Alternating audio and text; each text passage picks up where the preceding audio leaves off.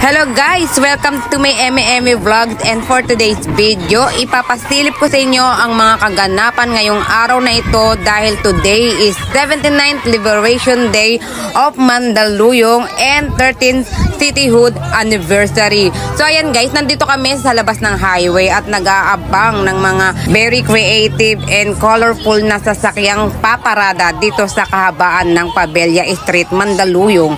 And this time, start na po ng parade. Ayan. At nakikita nyo naman, diba guys? O, tingnan nyo. May paparating na colorful, parang red, yellow. Ayan. Ayan yung kadalasang nakikita natin sa mga Chinese dragon. O, diba? Tingnan nyo. Ang ganda. Siyempre guys, lahat dito ng barangay may entry. At pabonggahan po ng mga sasakyan na nilagyan ng maraming mga abubot. Ayan. And of course, per barangay, per block ay kasali po sa parade na ito. At syempre, hindi lang yan guys, kasama rin dito yung mga iba't ibang eskwelahan dito sa Mandaluyong. Ayan, katulad ng Don Bosco, Manpower Training Services, ayan, kasama yan lahat. At syempre, hindi rin mawawala rito yung mga nagtatrabaho sa loob ng City Hall at mga nagtatrabaho sa government. At syempre, may mga kasama rin ditong mga grupo ng mga kababaihan. Ayan.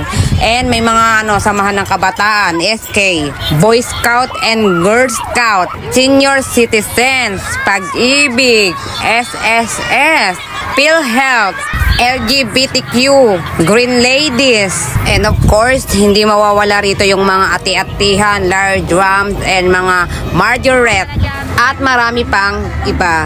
At ang nakakatuwa pa rito guys, kahit sobrang init, tirik na tirik yung araw, talagang lahat po ng tao nag-aabang talaga sa mga ganitong kaganapan dito sa Mandaluyong.